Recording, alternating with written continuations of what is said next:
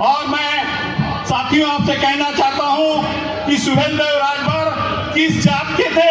सवाल यह है कि यह समाज के तौर पर कितने संगठित थे, इन लोगों को पूछना चाहिए जो आज सोशल मीडिया पे सब लिख रहे हैं।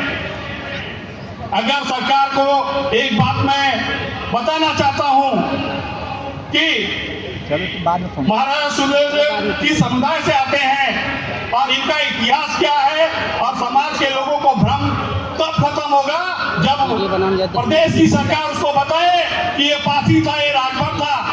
और आपको मैं बताना चाहता हूँ शाबाशी सम्राट महाराजा सुहेलदेव राजभर जी कभी सत्ता के भूखे नहीं थे, वो स्वाभिमानी थे और वो सदैव देश की रक्षा के लिए लड़ते थे। लेकिन आज का ऐसा हमारा मजा लेने की ना भैया जो साम्राज्य है केवल सत्ता के लिए लोग लड़ते हैं। सन 1033 ईस्वी में सरदार मसूद के अत्याचार का आतंक जब फैला हुआ था पूरे देश में, तब हमारे समाज में महाराजा सुहेलदेव जैसा योद्धा पैदा हुआ और उस सैयद सरदार को मूली की गाजर की तरह मार गिराया।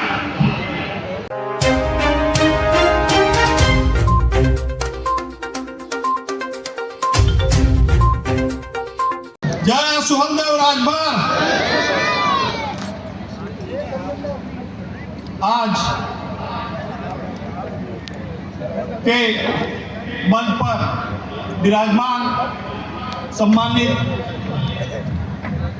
राष्ट्रीय राजभर सेवा संघ के अध्यक्ष भाई दयानंद जी, महामंत्री भाई श्याम जी,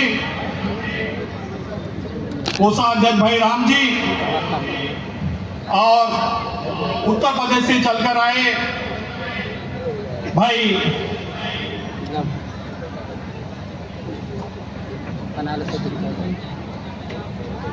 डॉक्टर राम दुलारे राजभर जी, हमारे राष्ट्रीय राजभर की जो नींव रखने वाले आदरणीय राममोहन जी चाचा राजभर जी, श्री राजपत जी, सबका नाम लूंगा तो बड़ा समय हो जाएगा। मित्रों, आप लोगों को शाबाशी सम्राट महाराजा सुहेलदेव की जयंती पर ढेर सारी शुभकामनाएं देता हूं। और आज का दिन समाज के लिए गौरव का दिन है, क्योंकि सुहेलदेव महाराज ने केवल एक ऐतिहासिक ऐसी व्यक्तित्व थे, बल्कि एक विचारधारा, एक साहस और एक जागृत का प्रतीक है। वो ऐसे शासक थे जिन्होंने प्रजा के हित में सदैव स्वाभिमान और न्याय की लड़ाई लड़ी। और आपको मैं बताना चाहता हूं शाबाशी सम्राट महाराजा सुहेलदेव राजभर जी कभी सत्ता के भूखे नहीं थे, वो स्वाभिमानी थे और वो सदैव देश की रक्षा के लिए लड़ते थे। लेकिन आज का ऐसा हमारा मजा लेने की ना भैया जो साम्राज्य है केवल सत्ता के लिए लोग लड़ते हैं। और उन्होंने देश के सुरक्षा और न्याय के लिए संघर्ष किया, विदेशी आक्रांता के खिलाफ उन्होंने विजय प्राप्त की और सदैव उन्होंने समाज को जोड़ने का कार्य किया। सन 1033 ईस्वी में सरदार मसूद के अत्याचार का आतंक जब फैला हुआ था पूरे देश में, तब हमारे समाज में महाराजा सुहेलदेव जैसा योद्धा पैदा हुआ और उस सैयद सरदार को मूली की गाजर की तरह मार गिराया। मित्रों, बोलना तो मुझे और भी है कि आप लोगों ने सोशल मीडिया पे देखा होगा कि 23 जनवरी को जो वसंत पंचमी के दिन महाराजा सुहेलदेव का जन्मदिन था जो हम मनाते हैं, उसमें पासी समाज के लोग ने भी बधाई दी और राजभर समाज के लोगों ने भी बधाई दी। हमारा समाज विवाद का नया हिस्सा बनते जा रहा है।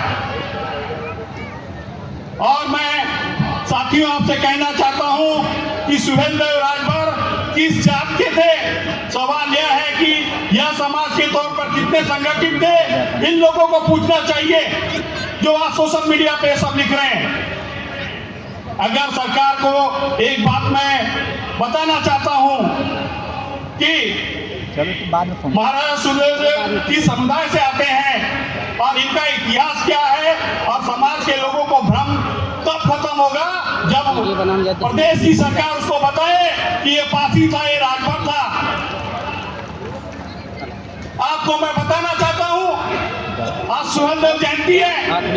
कई सम्मानित मेरे साथियों ने, मेरे उद्योगपतियों ने, जो साथियों ने पैसा देकर, चंदा देकर इस कार्यक्रम की शोभा बढ़ाने के लिए खर्चा किया, लेकिन बड़ी विडंबना होती है कि कोई भी समाज का पासी लिख देता है, हमारे समाज के लोग राजभर बोलते हैं। अरे जिस दिन अगर सरकार उस दिन निर्णय ले ले कि ये पासी है, उस दिन राजभर समाज जयंती मनाना बंद कर देगा। और सरकार जिस दिन घोषणा कर दे कि ये राजभर है, तो उनको भी ये मान्य करना होगा। ये भ्रम को दूर करना होगा। और महाराष्ट्र में हमारा समाज बड़ी संख्या में रहता है, मेहनत करता है, ईमानदारी से रहता है, लेकिन अभी भी आरक्षण, शिक्षा और पहचान और नेतृत्व की जरूरत है। जब समाज संगठित होगा तब राजभर समाज मजबूत होगा, और राजभर समाज तब आगे बढ़ेगा जब नेतृत्व की जवाबदारी युवा और नेता माता बहनों को मिलना चाहिए, तब मेरा समाज बढ़ेगा। राजभर समाज संगठित हो, शिक्षित हो, स्वाभिमान बने, ये मेरी शुभकामनाएं हैं। और मैं आप लोगों से एक तारीख के ना मेरा एक आग्रह है, मैं फाइनेंस के बारे में बोलना चाहता हूँ कि हमारे भाई लोग जो मेहनत करके आप लोग को पैसा देते हैं, एक बार में तो दो बार तीन बार, अगर मान लो कि 10,000 रुपया देते हैं तो 40% लोग आप अपना घर खर्चे के लिए रखिए, मतलब 4,000 रुपए की मैं बात कर रहा हूँ। और 30% जो होता है उसका 3,000 रुपया आप उसको इंश्योरेंस कंपनी में या किसी भी इन्वेस्टमेंट करिए, आपको बचत के तौर पे 7,000 रुपए हो गए। 15% आप अपने इमरजेंसी सुविधा के लिए रखिए, जाइए हम बता, कभी आपको आपातकालीन जरूरत पड़े तो आप उसको खर्चे में रखिए। और 15% जो हिस्सा है वो आप घूमने फिरने, पिकनिक के लिए रखिए। मेरी बात कुछ लोगों को समझ में आई होगी या नहीं आई होगी, लेकिन मैं आपको बहुत ही अच्छा ये जो विषय बता रहा हूँ, ये आप मान लीजिए कि 40% अपने घर खर्चे के लिए, 30% आप अपने फ्यूचर प्लान के लिए, 15% आप पर्सनल आप अपने सेविंग के लिए, और 15% आप घूमने फिरने के लिए रखिए।